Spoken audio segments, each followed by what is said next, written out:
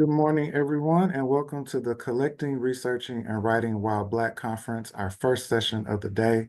We are so happy to be here today. My name is Derek Mosley, and I am the Archives Manager here at the Auburn Avenue Research Library on African American Culture and History, where we're celebrating 30 years. This first panel is titled Archiving the Black Web. Our three panelists are Zakiya Collier, Makiba Foster, and Bergis Jules. I'm going to read their bios. Zakiya Collier is a Brooklyn-based Black queer archivist and memory worker. Her work and research explore the role of cooperative thought and improvisation in the sustainability of material and cultural memory, particularly in marginalized communities and cultural heritage institutions. Before joining the Shift Collective in 2022, they have centered the African diaspora, queer, and community-based organizations. Her previous experience includes the Schomburg Center for Research in Black Culture, the Weeksville Heritage Center, Safe Word Society, Marilyn Nance Festac 77 Collection, and other private collections. She holds a BA in anthropology from the University of South Carolina, an MLIS from Long Island University, and an MA in media, culture, and communication from New York University. Zakiya became a certified archivist in September 2020. She often represents the Shift Collective at workshops, conferences around the world. She most recently gave a keynote at the Mid-Atlantic Regional Archives Conference and Mount Holyoke College. Makiba Foster, who has attracted national recognition for leading digital projects that curate the Black experience, such as documenting Ferguson and most recently archiving the Black Web, was named the librarian of the College of Worcester in July 2022. For 3 years prior to joining Worcester, Foster led the African American Research Library and Cultural Center in Broward County, Florida, while also working with a network of public libraries and libraries at colleges and universities on a project titled Archiving the Black Web. Foster received a $150,000 National Leadership Grant from the Institute of Museum and Library Services to advance the project, which has a goal of documenting the digital presence of Black culture and content through the practice of web archiving. She also was named a 2021 Library Journal Mover and Shaker. Prior to her work in Broward County, Foster was the Assistant Chief Librarian at the Schomburg Center for Research in Black Culture at the New York Public Library. Foster is a triple graduate of the University of Alabama, earning a bachelor's degree in history, a master's degree in American Studies with a concentration in African American popular culture, and a master's degree in library and information studies. Our last panelist is Bergis Jules. Bergis Jules is an archivist and founding member of the Shift Collective, a nonprofit consulting and design group that helps organizations better engage, collaborate, and reflect their local communities as an advocate for community-based archives. He is also interested in developing solutions that can grow the capacity and achieve long-term sustainability in these types of cultural memory organizations. He is also passionate about incorporating ethics and care into how we collect and preserve digital content from the web and social media about people that are most vulnerable to harm in those spaces. Bergis is a co-founder and project director for Documenting the Now, which seeks to develop digital tools and best practices that support the ethical collection, preservation, and use of web and social media content, and is a co-founder of Archiving the Black Web. He received a master's degree in library and information science with a specialization in archives and records management and a master's in African American and African diaspora studies from Indiana University. Thank you, and please enjoy this panel.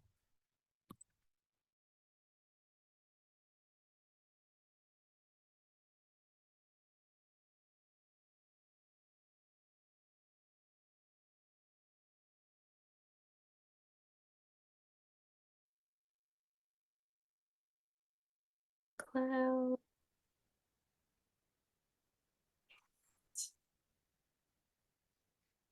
All right.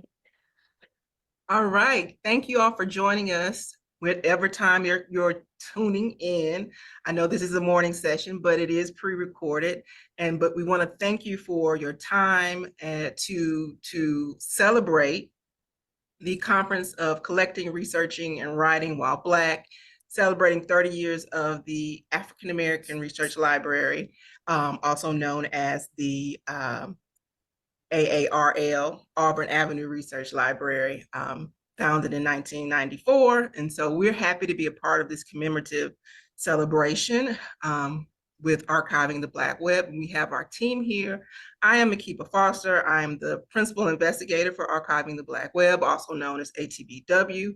We also have here Zakiya Collier, who is our Work School Program Director, as well as Bergis Jules, co-founder of Archiving the Black Web. He is the program design and strategic lead for Archiving the Black Web. Once again, we'd like to thank our friend Derek Mosley for extending this invitation to Archiving the Black Web to be a part of this commemorative event. And also in thinking about commemoration, let us not forget those who've come before us to pave the way. I would be remiss if I do not acknowledge someone who is now an ancestor, Ms. Julie Hunter, the first director of Auburn Avenue Research Library. So she served as a wonderful mentor to me when I was the director of the African American Research Library and Cultural Center in Fort Lauderdale. And so I just want to acknowledge the work of her as a friend to many and a Black collection builder. So thank you for the work that you've done to create wonderful Black collections. Also, Archiving the Black Web would like to thank our friends at the Mellon Foundation. Their generous support allows us to continue to do the work that we'll talk about a little bit later. We were awarded a public knowledge grant to do the work of Archiving the Black Web, and we'll tell you a bit more about that. But in the meantime, this is, as I said earlier, a pre-recorded conversation.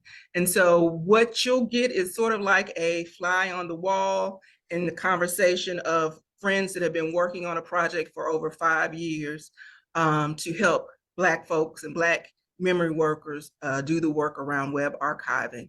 And so if there is additional information that you would like to learn about in terms of Archiving the Black Web, please reach out to us on our website, which is archivingtheblackweb.org, to find out more about our work and how you can participate. So thank you. All right. Thank you, Makiba, for that wonderful introduction. And thank you again to the Auburn Avenue Research Library and everyone who helped to put this together. So to get started, I want to ask a question in the words of our wonderful project partner, Holly Smith, ask a question to our fearless leaders, Makiba and Bergis. Who and what is Archiving the Black Web? Makiba, I'm gonna let you start on this one. Okay, I can start. It's been a labor of love since 2019. I like to think of Archiving the Black Web as a movement. It's a movement that was sort of the brainchild of a conversation between friends, where looking at the future of the archive and the sort of digital production happening with Black people in the digital space on the web, particularly through the archival lens of Bergis Jules, thinking about like, where are we going in terms of the work of web archiving Black content? And so this conversation started back prior to 2019, but first being funded in 2019 by IMLS. It was our effort to sort of think through how do we first investigate an issue, which we know that web archiving has been around for a long time. You know it as the Wayback Machine, but other institutions have the platforms and the tools, other well-resourced institutions to do web archiving, but in the process of web archiving at libraries and larger PWI institutions, often marginalized people in those spaces were left out of the web archive collections that they were building. And so Bergis called me up one day when I was working at the Schomburg Center for Research in Black Culture to pick my brain about what I was doing and thinking about. And he was already working on a really great project with documenting the now. And so I'll let him pick up from there, sort of where we started to move forward with archiving the Black web. Yeah. So thanks for that reminder of the early history. And I think, archiving the Black web is, I describe it as a community, right? I think, Black archivists in the US is a very small community, a very small space. We all kind of know each other, especially folks doing a lot of professional archiving. And I think when we put things together, people support, right? And people come together. And so I think that's the way I like to think about archiving the Black web is as a community. Um, the other thing about Black archivists in the US is that, we have sort of an activist mentality when it comes to documenting Black history, right? And we see the gaps, every day in the collections that we work on, whether we're at public libraries or academic universities or government. And, it's just in the tradition of Black archivists, Black memory workers to try to fill those gaps, right? And to kind of do that extra work beyond sort of our professional capacities to try to fill those gaps to make sure that we're included. And so I think that's the spirit that archiving the Black web comes from. We saw that web archiving as a practice was growing in the US, right? We saw that it was kind of like a very small club of people sort of doing that practice, right, at primarily white institutions, at universities with large budgets, right? And we also pay attention to the surveys that, those folks do about web archiving in the US. And we saw that, Black people weren't really being talked about in terms of, web archiving collections, right? And so we decided to come together and start thinking about what can we do to, start making sure that this practice or sort of a sub practice in archiving is inclusive of Black people, right? How do we turn that around? So at the same time that, this, web archiving practice is growing, is the same time we're seeing Black people sort of participate on the web in sort of unprecedented ways, right? It's like Black folks are changing the culture of the web. We all know about Black Twitter. We all know about how Black folks influence pretty much all the social media platforms, starting with blogging up until, Instagram and TikTok now, right? So at the same time, all of that sort of cultural kind of creativity is going on that Black folks are leading. This space of archiving content on the web is also growing, right? And we didn't see ourselves, right, in that space. We couldn't really even talk about who is doing Black web archiving, 5 years ago, in that space, right? And so I think that's sort of the spirit it came out of. I think that's who we are. And, I think the three of us here, on this project, and we have a lot more folks, right, when we include our, advisors and project partners. But I think that's the spirit that we're in, is we're trying to fill that gap. We're trying to grow skills, and we're trying to make sure that Black folks are represented. That's point on. And so for you all that are listening, you're still like, I still don't quite understand what archiving the Black web is. Our goal is to create opportunities for Black memory workers and folks working in Black institutions that have done this work to preserve and collect Black history and the Black experience, that they be given an opportunity to sort of upskill themselves around the work, the skill of web archiving. Web archiving is not anything that's necessarily taught on a like large scale in library school. And so this was our opportunity to think through how we provide support and capacity building for not only folks in public libraries and Black collecting institutions, but also sort of like the independent scholar, the independent artist, all those folks that are in the digital space creating Black culture, and not just sort of some of the what we've also experienced for the predominant institutions that do have web archiving programs sort of out here profiting, I won't say profit, but seeking to document and preserve our pain. Like we want the multiplicity, the diversity, and all the things that the Black experience is on the web, to have folks that have skills to be able to document that. And so it is a skill that can be learned. It does not have to be that you have to go to library school to understand how to web archive. But it is something in terms of our increasingly digital world that it is possibly a skill that everyone might need to actually learn how to do, just because how we conduct even our lives and our business and the things that we have to do now that once were paper-based are now pretty much digital. Like, so what does that mean?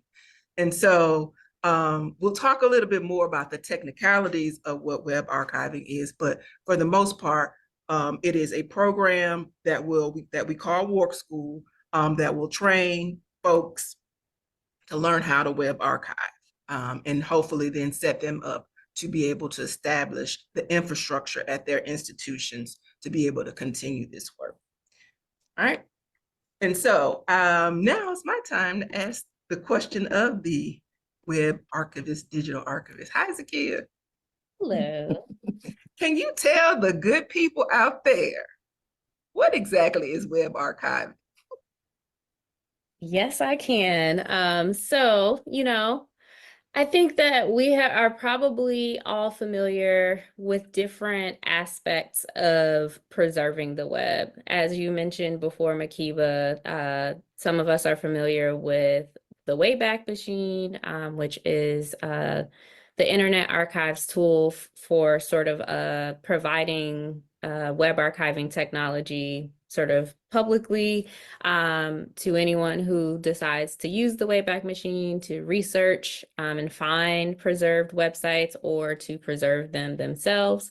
And we may also think about the many times we've seen the archive button in our email inboxes or on our social media platforms.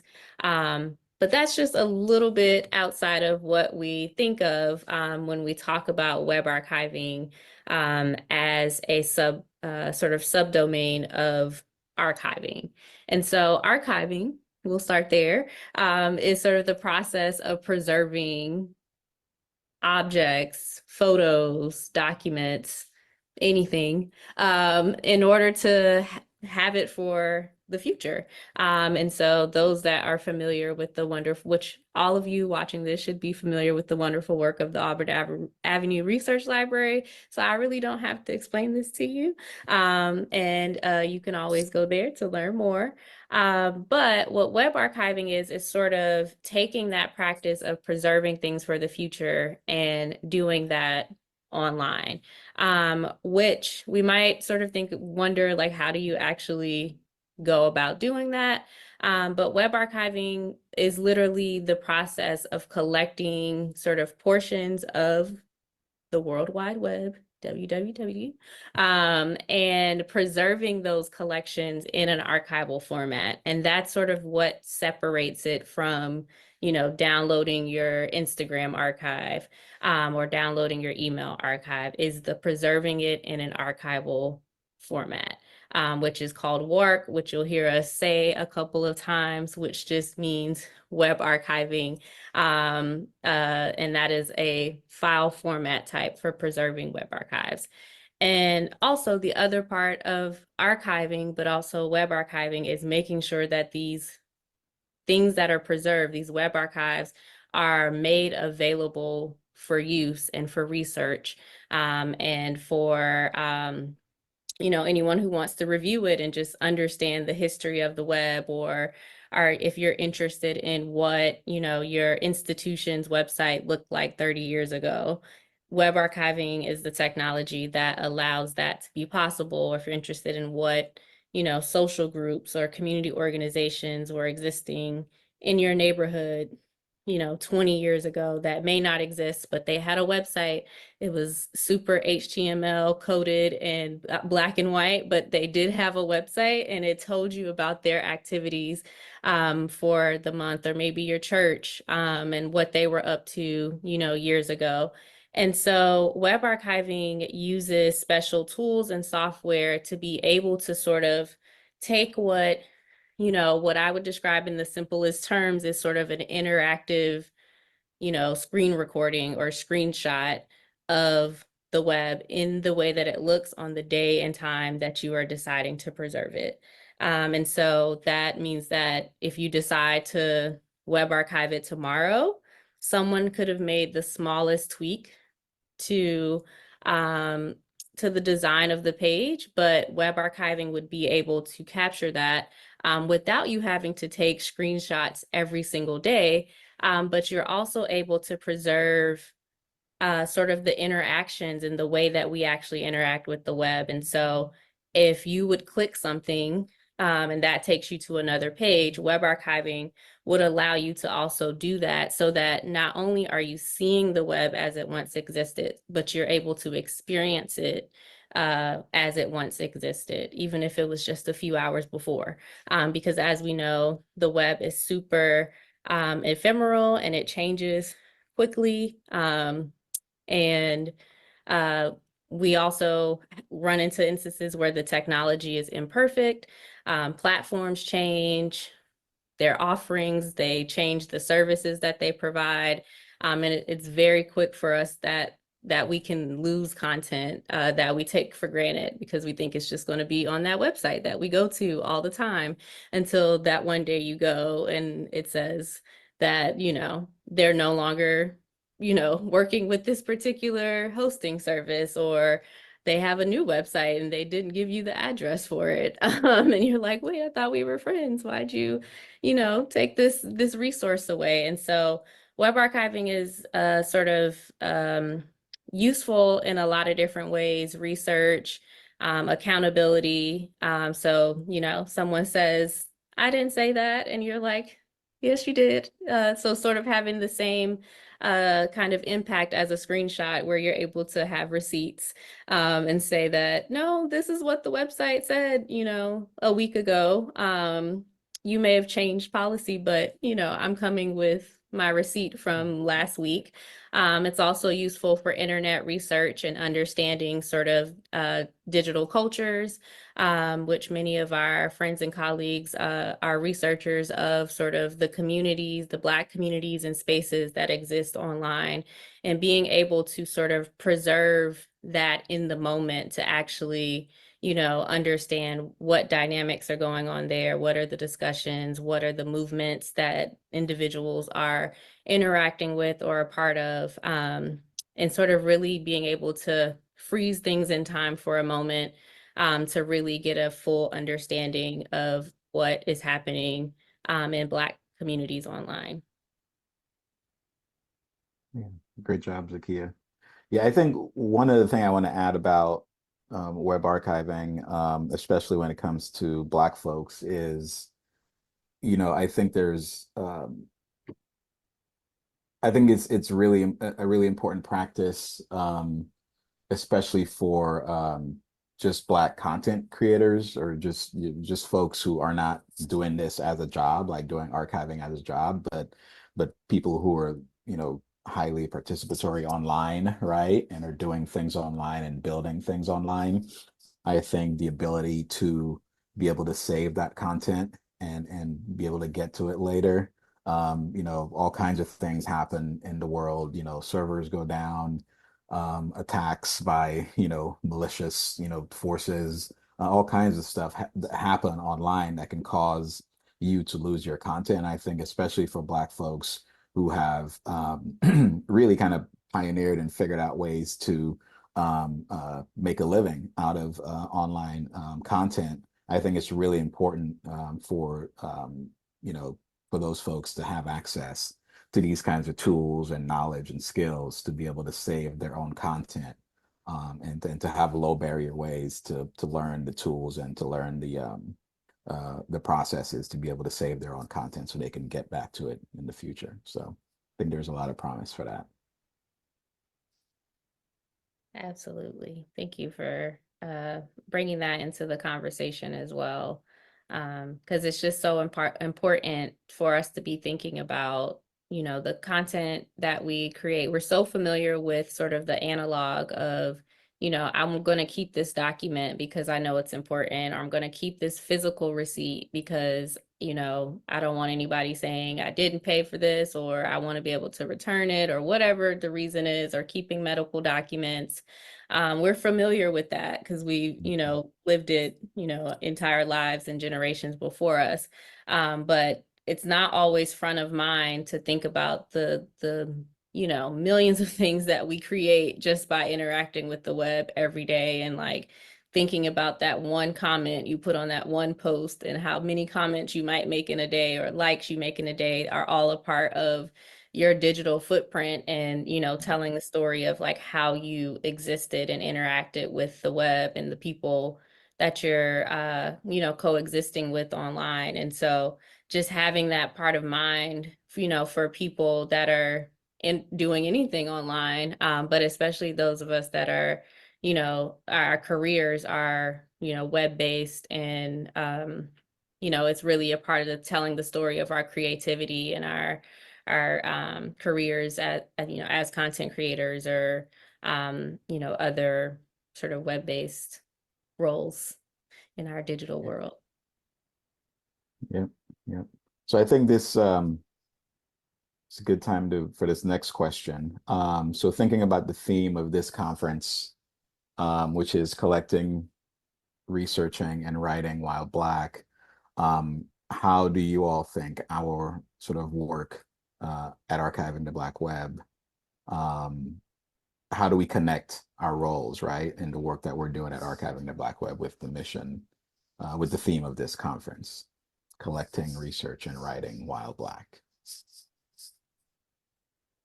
I was thinking about this title, collecting, researching, writing while Black.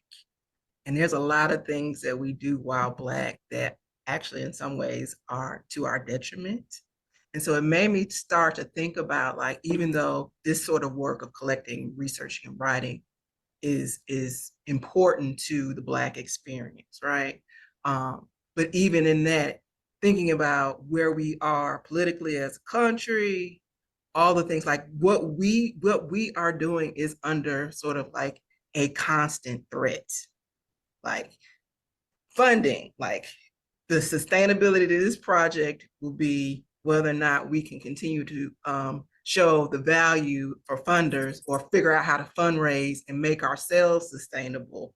But I just, it's important that we focus on the collecting, the research, and the writing, but also be very cognizant that all of this is under like threat of whether or not whether you have the right to still even do this.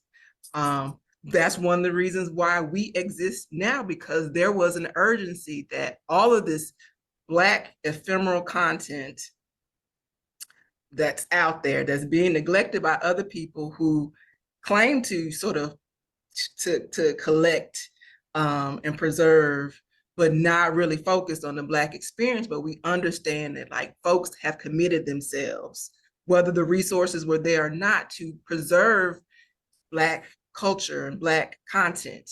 And so us trying in this contemporary moment with this new subfield, how do we get our people into this space? Because we know that what's happening being Black while on the web is that you get co-opted. Your stories, your narratives are taken away from you and turned into profit for other people. Your genius, all of that, a couple months later, it's like you never even created something that you created. So back to what Zakiya was saying about, we want receipts. Well, web archiving is about, we're not trying to capture everything because we cannot, but we can help people gain some of these skills to where if it's their personal practice of web archiving, their unique experience in the digital space, then that is what we're going to do. But I do think that the work that we are doing touches upon all three of these things of collecting, of researching, and writing. We'll talk a little bit about that research part of it, but we want web archiving to be collections that allow people in future to go back and understand what is happening. We are in a moment now where the Bird app is now owned by someone that is a known hate or racist. So it is imperative that we try to go back and preserve some of that content, some of that genius, because there's no guarantee that the beauty and the joy and the pain and the genius that is the Black experience in the digital space and some of these platforms will still be there to be able to sort of trace or understand that moment, that history, and probably the nuance of those cultural events in history better understood through the lens of marginalized people, Black folks, and their experience. So I have lots of thoughts on this, but but I do think that our work aligns completely with the theme of this conference. Yeah, I mean, I think for me, I think about like doing anything while Black, sort of, there is this one side where and thinking specifically about like my work as an archivist and collecting while Black, and always thinking about what's not there or what is not able to be here because of, sort of archival principles, because of the institution that the collections would be coming into being completely sort of incompatible or inhospitable to the way this person lives their lives and their values and their political commitments, and all the many reasons why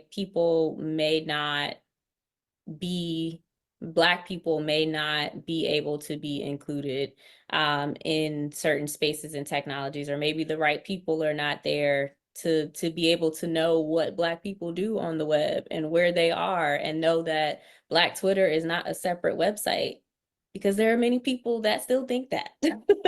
And so like there's this sort of that side of like always sort of noticing what is not able to be there, and who's missing, and what presence are we missing, and what energy are we missing. But there's also like the celebration of all the beauty of the things that we are creating and doing, and wanting to document that in using the existing technologies, and thinking about new technologies and new ways of, bringing the spirit of, self-preservation and documentation into spaces that it's never been into before, or never been sort of formally brought into conversation with, like, this is what archival practice is. And so I think that what this project does, and like sort of what I do in my role on the project, is sort of making sure that these conversations are happening in different spaces of, like, whether you're a content creator, someone who's working on a family history project, you can know about web archiving, and like you mentioned, Makiba, use it for your personal archiving journey, use it for, sort of a, if you are sort of working in organizing spaces and using it for those purposes, and just really sort of making it be a regular part of conversation, especially when sometimes I hear people, they're like, I wish there was a way that we could just like save stuff online besides like screenshots and the OG of printing it out, which sometimes that That's just what you need. Sometimes, web archiving, we love it. Everybody go do web archiving, but sometimes we just print it out. And so just making sure that people know that it exists, whether they're able to jump into it that same day or whether it comes up later, that they, have this need, but they know it exists and they know that, it's not sort of this far off, like super techie, super white space, that Black people are in it and doing it and researching the web, and like there is a community and conversation that is ongoing, and like there is a place for you to have these conversations and get this training. Yeah. Yeah, I think for me, so the way this the sort of title or theme of the conference is laid out, it's kind of saying something that is not really written out, right? So collecting, research, and writing while Black, right? That infers a lot, especially with what's been going on over the last several years. And I think, one of it infers a lot of stuff, right? This theme, and it's a very good one. But one of the things it sort of gets me thinking about is how we do things differently, right? Like as Black folks, whether it's in our sort of ways that we're creative, whether it's, professional, um, we always try to do things differently, partly because we have to, and we have to see things in whole different, we see things in whole different ways just because of our place in society, right? But I think when it comes to web archiving and to preserving and saving content from the web, you think about how creative Black people are, right? We're a very creative culture, very expressive culture.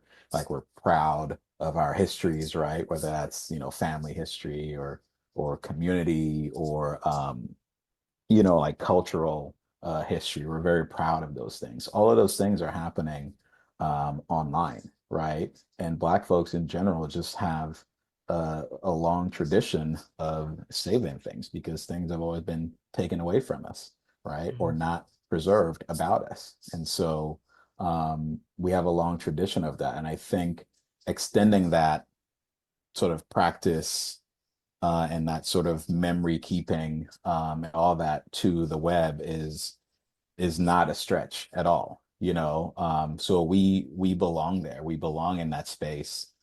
It's something that's happening. I think, probably Black folks have been saving things online, like Makiba talks about printing things out for a long time, right? And I think we're just trying to bring more attention to it. We're trying to bring more knowledge to how it can be done. We're trying to expose people to more tools, and I think at some point we should talk about the different aspects of the Archiving the Web Black Web project, right? So we're doing this training school, right? This web archiving training. We're doing conferences. We're sort of giving some mini grants. We're doing a lot of stuff. It's a well-rounded project, but the goal is to have people feel like they're comfortable with doing this so that they can go off and do it on their own, to where they don't need a university or some professional archivist telling them how to do it. And so, yeah, I think the theme really fits with what we're doing, partly, because we're always left out, and we've sort of figured out a way to like put ourselves back or put ourselves into the conversation for the first time, in a big way, right? So I was looking at a photograph last on the documenting the Now website of, all these Black folks gathered together, and it was from the 2017, I think, meeting at the Ferguson Public Library um, in Missouri, right? And that was, and I joke about it, but it's kind of real. Like that was the first time, a majority Black group of people came together to talk about web archiving, right? In any kind of serious way. And I like to point to that picture and show people that picture that, that was the first time we all decided that, we need to come together as a community of memory workers to talk about this stuff. And so, you know, we're here now and we're doing this work and we're happy to be doing it. And we're happy to be part of this conversation as well. That's really beautiful. It makes me also think about some of our work to sort of recover those narratives as well of, and I think Zakiya, you mentioned it a bit earlier around, you know, Black people in on the web and in these digital spaces, and how we are also pushing back around the sort of idea of the disparities with internet access and stuff like that. We understand that to be very true, but we also want to push back on sort of helping the people understand that Black folks have always been in the digital space. It is just that we have been sort of like whitewashed out in terms of our participation and practice in the digital space. We had a fun conversation maybe almost a year ago where you found that that newsletter, what was it called, Blacks in Technology? I think that was based out of Brooklyn, but it was a whole wonderful newsletter that Black folks had put together, urging other Black people to become technologically savvy. And I think that that was published, what, maybe in like in the early 90s. But it was a one it was a wonderful thing to see. And so just how we sort of found that and know that we are not alone in the work that we do. We also want to leave breadcrumb trails for folks that are coming in the future that want to understand Black people in the digital space. Because like I said earlier, there's no guarantee how our participation, what it will look like in future. But if we can start to do some things now to collect and preserve those things, it's going to be it'll be better for us and future understandings of our current experience. So now in a segue to some other questions related to archiving the Black web. Can y'all talk a bit about the value of bringing together internet scholars and researchers, archivists, and memory workers together under the umbrella of archiving the Black web? What are your thoughts on that? Sure. Yeah, I think the first thing I'll say is that like we need each other, as in with any other movement, motion, what have you, that we are a part of. We need each other, and we need different people with different skill sets, interests, strategies, you know, different levels of access to resources. Amen. And people in different spaces and approaches. And so there's just so much, you know, we always say like Blackness is not a monolith, and neither is sort of, you know, Black people doing work in this space. And there are so many different avenues and angles to this work. And because it's happening in different places, university level, on the ground, you know, sort of in community technological spaces, or sort of community-based training programs in schools, in sort of in software development spaces, these conversations are happening but separate, and there's Black people in all those spaces. And so sort of what we have, or like what we could have, is like scholarship that doesn't discuss what the Black web archivists are already doing, or saying that this thing doesn't exist but it does, or Black archivists saying that there's no scholarship on this thing but it does, or technology being developed that doesn't think about what scholars and archivists actually need the technology to do. It's just what the software developer wanted to do, or what they talked about in those rooms. And so there's so much value in having these conversations, and seeing this as a community where we can, you know, break it all down. I think the internet scholars and researchers are well versed in what's been happening on the Black web for the last 30 years. Like what, you know, niche spaces exist that if you weren't a part of it, you would never know existed, because maybe there isn't a web archive. And maybe there is, but maybe the internet scholar, you know, printed it out in 98, right? And doesn't think that there's a web archive of it, but maybe the Internet Archive got it in 98, and so it actually does exist, and we can see pieces of it. And better understand like how these communities existed, how they ended, what were the dynamics that impacted, sort of these forums that then, some of them ended, some of them turned into real life communities, but we can't see all of that if we're not sort of having, the web archivist being able to say, this thing does exist, or maybe there's a way, we can get at it, even though, that's no longer there. Maybe it's hyperlinked somewhere else and we can try to, weasel our way into it. And again, like the scholars being, knowing exactly how these communities form, and knowing how they interacted with those technologies, and knowing the technologies that Black folks developed themselves, and sort of at the beginnings of the internet, which is a history that we never hear about. Like, we don't ever hear about how the internet formed, who was there. But there is work being done by Black scholars to show us that Black people have been there from the very beginning, before there even was a beginning, before the computer was, the big computer that was like the whole size of the room. Black people were there before that. And Black people have had the networks that look like the web that we have today way before the internet existed. And so sort of having those conversations coming together, one, we, make sure that we are acknowledging each other's work and giving each other credit where credit is due, but also able to strategize together, sort of when like technologies like the Bird app, that's now known as a letter, which doesn't make any sense. But anyways, that platform, it's difficult to archive it now because of the changes that the owner has made to the platform. But being able to bring internet scholars that are relying on, getting that data from Twitter, and working with web archivists and software developers that create web archiving tools, coming together in conversation to say, like, what are we going to do to subvert, the changes that are happening here that we can anticipate happening on other platforms to come.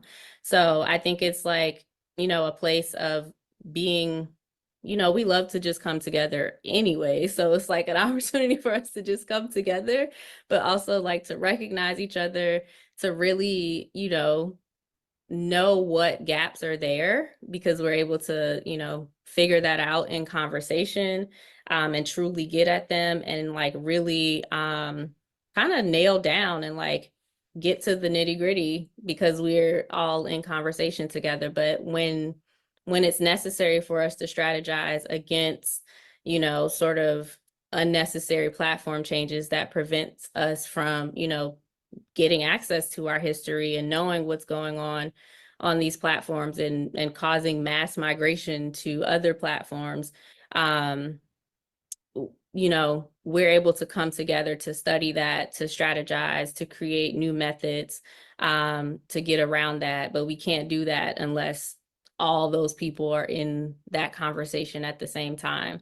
And then I think lastly, because I haven't sort of talked about sort of memory workers broadly, that may or may not, sort of be professional archivists, are also, sort of in the conversations with families, with communities, with with organizations and organizing movements and mutual aid groups. And they, sort of on the other side of the internet, scholars kind of have their hand on the pulse of like the contemporary, what's happening, and like what people need from web archiving. Is it like people need to be able to do it in the moment? Like, we think this resource is about to be gone. We think that, we have an immediate threat. We need to be able to do it on our phones versus on the computer, kind of knowing what the needs are. Does it need to be more accessible because grandma want to do some web archiving too? then that's what we need to make it more accessible for grandma to be able to do web archiving. And so, you know, again, without all these people in the room to be able to speak to different needs and experiences, then, you know, we're not able to do the best work that we could possibly do. Yeah. Yeah, I think I also agree that it's important to bring all these people together. You know, for my own work and like in my research on, you know, Black web archiving practices. Um, I know that the Black scholars doing, you know, work on the Black web, you know, they were there before a lot of professional archivists, right? I mean, they were some of the first folks sort of documenting what Black people were doing online, or how Black folks were leveraging the web to, you know, to get to some of the things that they needed to get to, right? So thinking of people like Anna Everett and, you know, more recently Andre Brock, right? Catherine Knight Steele talking about, you know, Black blogging practices, or Meredith Clark doing Black Twitter work, right? So there's so many people, Sarah Jackson talking about, you know, organizing online, right? And what activism looks like sort of in this hashtag era. So there's so many Black scholars doing really good work, and have been doing really good work on um, how Black people participate online, that I think we really need to um, give a lot of thanks to, for sort of mapping this sort of early practice and current practice of folks being online. But I think the great thing about our project too is we're recognizing those people, and they're all, you know, sort of part of our project in one way or another.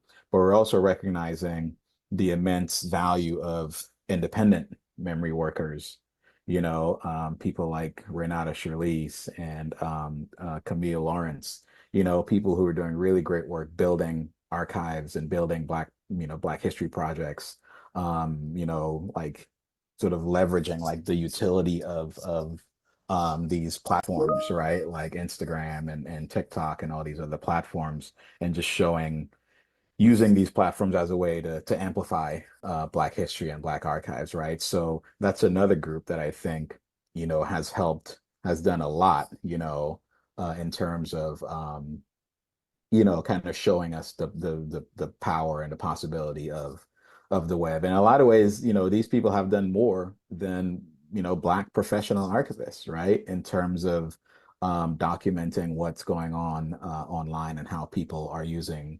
the web. And so, you know, I think the scholars, the professional archivists, the independent, you know, archivists or memory workers, and just, you know, regular people using the web. We all need to be sort of working together on this, because we all use the web in different ways, right? And we all bring different knowledge and different experience in terms of how we use the web, and what should be considered important enough to keep. So I like that our project is so inclusive of so many different groups of folks.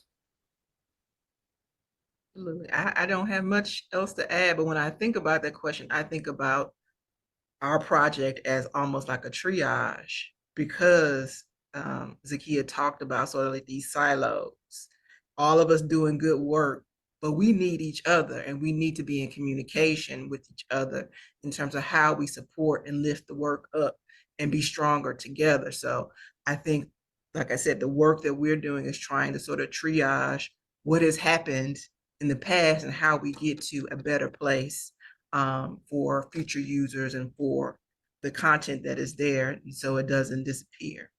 But yeah. All right. So I think something we haven't, you know, we've talked about archiving the Black web, but we haven't quite talked about what is the Black web, and sort of what it means to you. So if you could answer that. I'll give you one word. I think the Black web is sort of, well, I won't do one word because I'm sort of verbose sometimes. So that one word is not enough. I was thinking about it, but I think about the Black web as uh, a safe place at times, not all the time, but a place of community, of each other, but also a space of exploration. I feel like this is folks of the African diaspora. I feel like there are opportunities that I have been able to sort of peek into different kinds of Blackness because of the web that I was not privy to. And so there have been really interesting moments across the Black diaspora, particularly like when Queen Elizabeth passed, and like what that sort of diasporic solidarity around, anti-colonialism, like so, but it was fascinating. And so it was nice to see the differences, but also sort of like, these are my people. So I think that the Black web, in terms of us and the work that we are doing, is that there is not one set definition, but I know that the Black web for me evokes a feeling and a knowing. And I think that that kind of knowing for our work is sort of honoring sort of the Black sort of experience of knowing that this is this is this is I've reached the part of Black Twitter off of this, this hashtag that's happened, where the perspective is funny, painful, nuanced in all kinds of ways. And so I think that this is an opportunity to, with the Black web, to try to do a bit of web archiving, just a small piece of what the Black experience is, in the digital space. So I think it's a lot of things, but It's those big. things, Yeah. Yeah. yeah.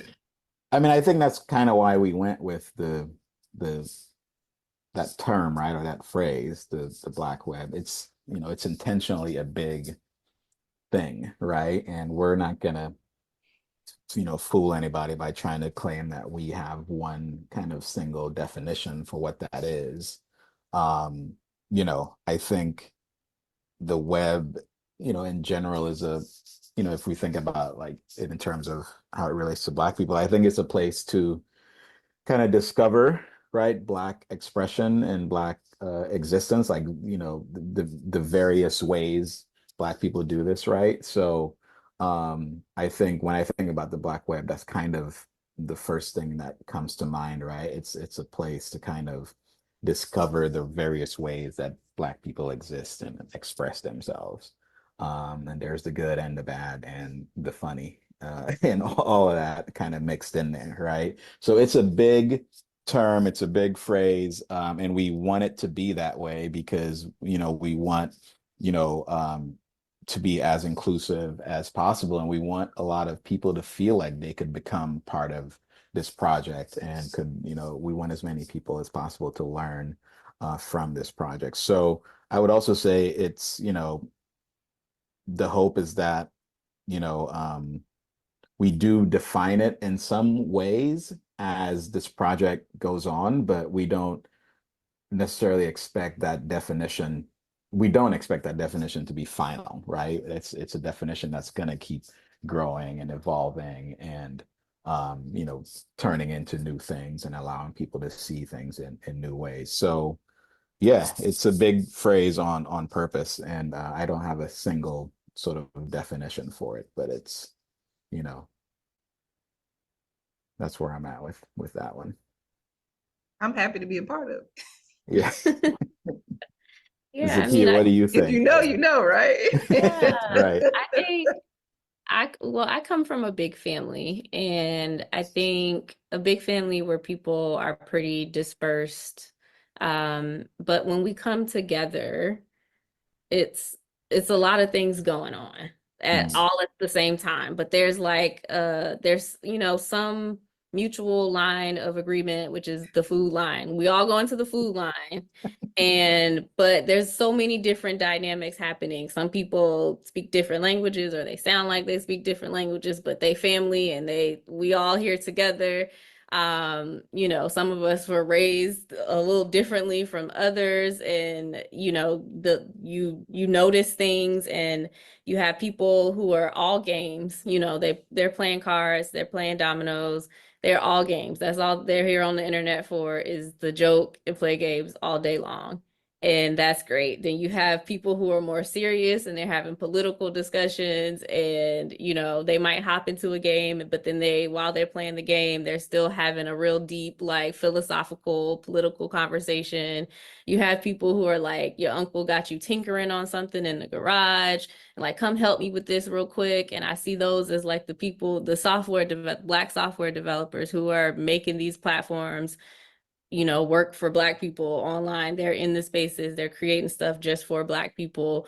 You know, we have, you know, people who are cooking the food and making sure that we're all like safe and taken care of while we're online. And the ones that are like, who is that? They're not, you know, they wasn't invited to the family reunion, but okay, you know, the people that are like the watch guard. So it's just like it's like a big family, which is not, you know, meant to be sort of to like minimalize it anyway, but in just the opposite, to sort of like show how it's connected, but then there's just so many moving pieces to it, and so it's so dynamic, and just the ways that we interact with each other, and you know, just the different ways that we exist as individuals but come together with strangers.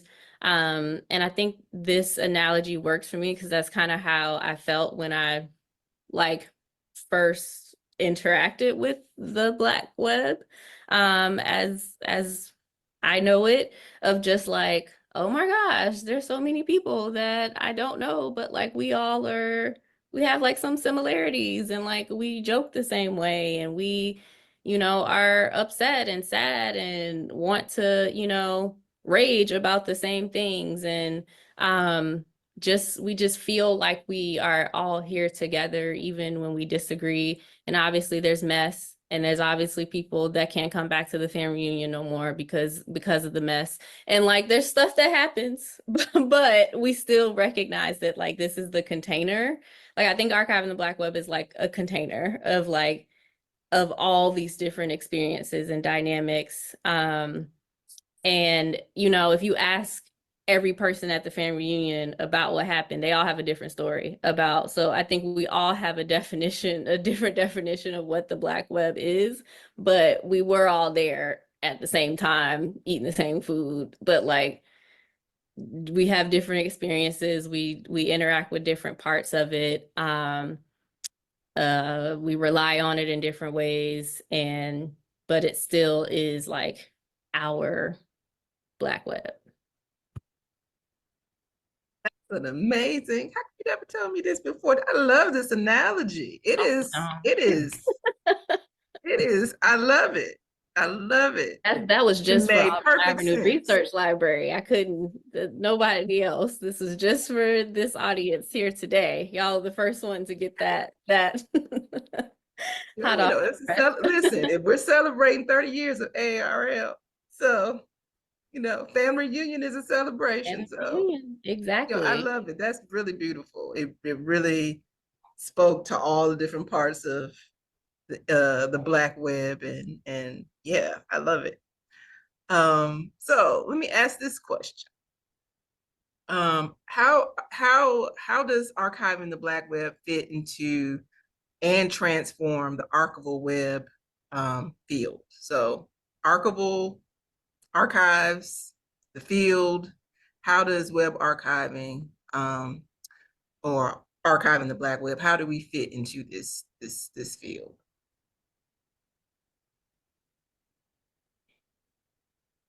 I can give you one word now.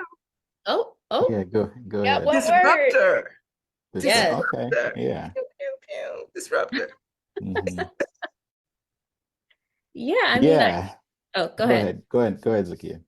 I was gonna say that maybe it it doesn't fit in to the field. And I think that goes with Disruptor as well, where it is a project that is calling attention to an existing problem that has been, a problem for like 20 plus years.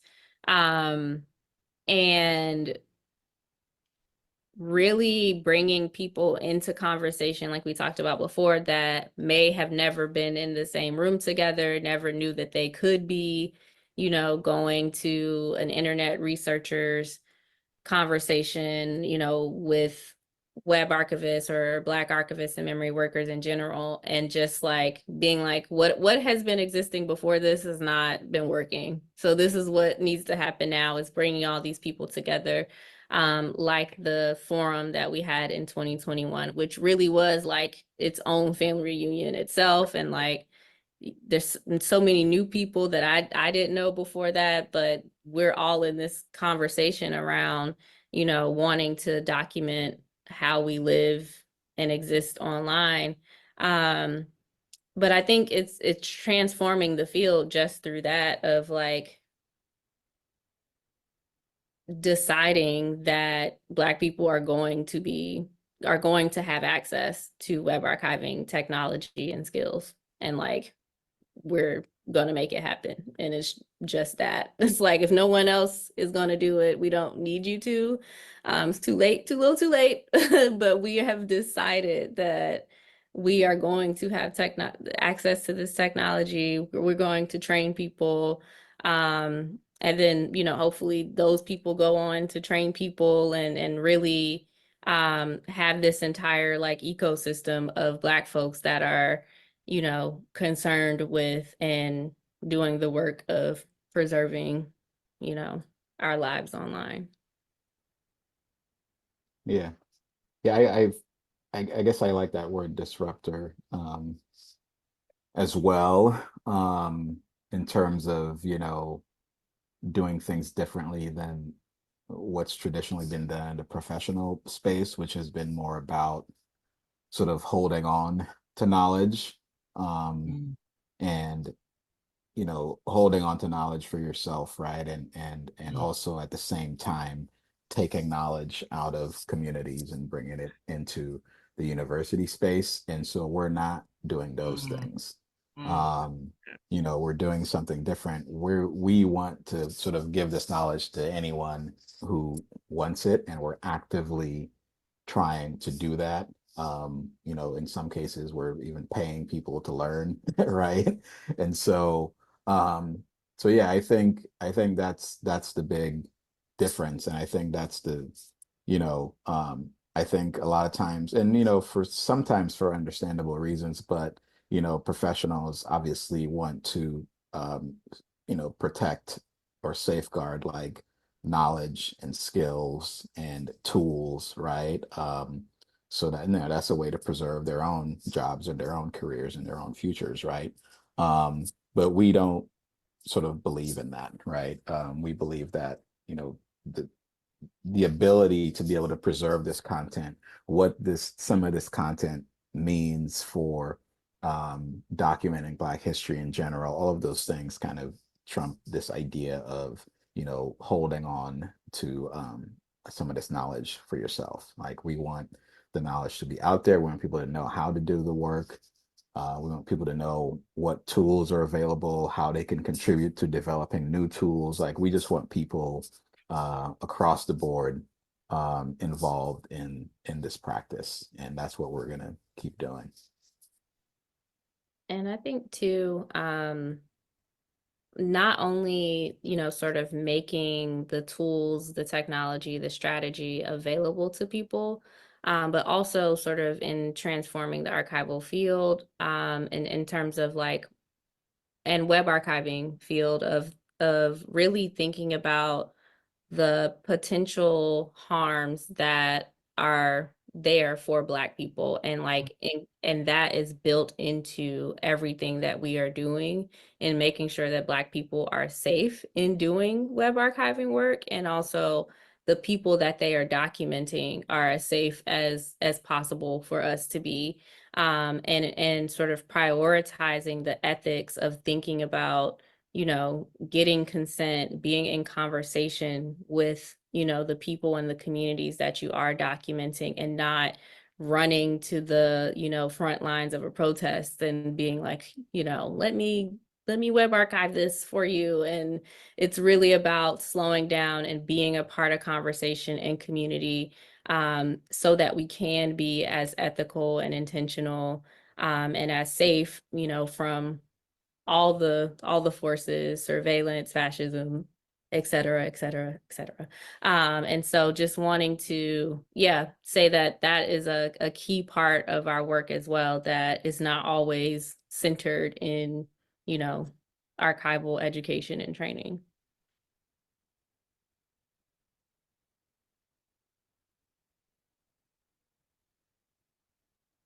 I don't have anything to add. I said disruptor and y'all went at it. So I think those were brilliant, brilliant answers. I'm so happy to be in community with you all as we think through some of these things, because I'm like, some of the stuff I know, but to hear you all phrase it in such eloquent ways is inspiring. So thank you all for the work that we are doing together to uplift, and bring capacity and all the other things to folks who are interested in documenting and preserving their lives and their families and their experiences. So, in thinking about, you know, as we do this work and we, you know, something we always encourage other people to think about in doing any sort of digital archival work is thinking about sustainability, sustaining ourselves as individuals, and sustaining the, you know, the chaos that it can be of managing digital files and data. And as a project that is encouraging people to, you know, begin to do this work and, you know, begin to manage their own data and files, and to think about sustainability for themselves. How is Archiving the Black Web as a project thinking about sustainability, and sort of what is the vision, you know, for the next 5 years? Yeah. So, you know, I think in terms of sustainability, we have to demonstrate our value to the people that we care about and that we want to engage with us. So I think that's the first thing that, you know, you have to, you know, think about when you want to think about being around for a while, right? Like, how do you make sure that the things that you're actually, you know, doing or proposing to do are going to be valuable to the community um, that you want to engage with you? And I think we're doing a good job of that so far in the way that we have developed the project. We've had a lot of community input. We're, you know, this is the second sort of phase of the project, right? The first one was more about sort of community events, and I think it was a national forum, right, where we held a 2-day event, just listening to folks and trying to understand where they are. Um, in this phase, you know, we're starting off with some really great advisory groups that have been giving us a lot of feedback about the work that we're trying to do, and advisory groups that represent, you know, people from all aspects of the communities that we want to engage with us. We have surveys going out. We have focus groups that we're doing. So we're really trying to take our time to listen to the communities that we want to engage with. I think that's the first step in sort of building strong sustainability for any project that you do. Obviously, we're on grant funding. That's, you know, one way that projects, you know, get started and can be around for a little bit, but it's not necessarily a long-term plan. But I think if you could build a strong community where people could consistently demonstrate that they need sort of what you have, or they want to be part of what you have, then, you know, then that creates new opportunities to figure out how to keep something going. So I really like how we've set the project up in the beginning here to sort of get feedback from the community about how to develop it and how to build it is going to be really important. And so as we get ready to launch, the training program over the next, few months, I think folks will recognize that it's been a well thought out process. And we hope, the other part of sustainability is getting some people through these programs, and that they can go out and talk about the work that we've done and hopefully help people learn more about what we do. So it's not just us sort of figuring out ways to get the word out, right? So, but yeah, I think we're doing the most important thing right now, which is hearing from the community, hearing from folks about what they need, what they think about the web, what they think about this practice, what skills they might need, and all kinds of stuff. And we're using that knowledge to help build the program right now. And so you talked a bit about sustainability. I can talk just a little bit about what I hope the vision for archiving the Black web will be in 5 to 10 years from now. We know technology has obsolescence all the time, and so I hope that part of our work will be also being at the table or bringing the table and chairs to looking at sort of the platforms and the technologies and what that means in terms of how we do web archiving now with these particular platforms. How are we talking and creating even the technologies to do the web archiving? So I hope that that is something that we can manifest in the future. Also thinking about bringing all these people and them gaining a sort of ability to web archive. How do we curate and bring those disparate Black experiences together for some kind of collective around Black web content? Like, what does that look like? But I think that there's a lot of different and wonderful ways. We hope that the web archiving, our work with Work School, is also sought out by LIS programs, where if they're not offering it in their institution, that they know that we are a trusted source to provide that kind of training around web archives. But that's formal institutions. Back again to what we talked about earlier, in terms of sort of like we're not caught up in sort of like the formal institutions. We want this to be accessible and a practice for folks that want to actually engage in the practice of web archiving. So I think that there's a lot of wonderful possibilities for archiving the Black web. And as I said earlier, this is a movement. And as Zakiya said earlier as well, we need each other. And so if there is sort of an inkling of the work that you do that aligns with our values, our ethics of archiving the Black web, then we need you. We need to gather our resources, our people, to be able to continue to move this work forward. So thank you. And I think we have one final question. Is it me? Yeah, I think maybe let's do the last question. Okay. About just sort of letting people know how they could become part of this community or this movement. And Zakiya and Makiba, I think the two of you are probably best to answer that. I just gave y'all a call to action. So that was the call to action. So I'm gonna give you the action items of how you can actually teamwork get involved. makes the dream work. We need each other. Yes. See how easy it can be, So there are several ways to be involved with this project. One, you could begin by sort of following our social media pages and also following our website and just sort of seeing what we have going on. We have a YouTube channel where we have a training that we just did on a tool called Web Recorder, which is a web archiving tool. That can be a great intro to this work if you're unfamiliar or looking to deepen your practice.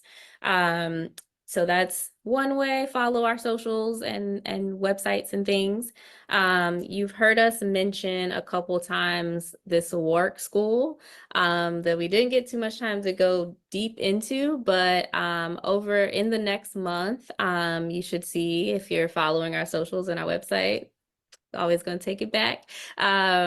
You'll see that we will have a call for participants to join us with Work School, which will begin in 2025 and will consist of 5 courses to really learn about the history of Black people online and sort of our contributions to the infrastructure of the internet, as well as to the different internet communities and the tools and the different platform affordances that have developed over time and how we've contributed to that. Learning about web archiving tools like Web Recorder, like the Internet Archive, learning about how to manage web archiving programs if you're at institutions or if you're running an independent project, how you can incorporate web archiving into that into your program or into your practice, and also an opportunity to do a practicum to really have a supported way to start incorporating web archiving into, you know, your research project, your archiving project, your family documentation, or whatever it is that you may be interested in working on. And we'll be inviting 15 participants for that. If you already know about web archiving and you want to be an instructor, we will also be putting out a call for instructors and TAs. And also, if this web archiving Black people is your bag and we don't know you already, when you follow us on social, say, hey, tell us what you do, drop your links. We want to be in conversation and community with you, even if you've only just explored it and but you know a little bit and you want to share a little bit, we welcome that. We'd love to be in conversation with you, have you, you know, in our community spaces. And also be on the lookout for future symposiums and conferences and conversations from Archiving the Black Web, where we'll have all the internet scholars, memory workers, archivists, software developers, instructors all in one place to be able to have these so fruitful and deep conversations about where we're going, how we're going to get there, and, you know, what we got to build, create, escape, all that good stuff in order to get to these places. So yeah, I think that's about it. You did a great job, but I want to just emphasize one thing that you forgot about. Those 15 people, Yes, you get paid. that they are paid, yes. Paid nicely, I think. So we are paying you. We value your time. We want to give you skills that also will possibly increase your market value or not, or just to support you in the work that you're doing for your community. You will be paid for your participation in our training program. Yes. All right. So once again, congratulations to Auburn Avenue Research Library on 30 years. Wonderful work. You are also a blueprint for many other Black collecting institutions, so keep up the good work. And thank you for your support of archiving the Black Web. Y'all have a great day. Thank you, everyone, for joining us for this first session on archiving the Black Web. We hope that you'll join us for our next session, which starts in just 10 minutes. And you should have the link if you've registered. If not, head over to our website and register and get the link for our next session, which is going to begin in just 10 minutes. Thank you all so much and enjoy the rest of the conference.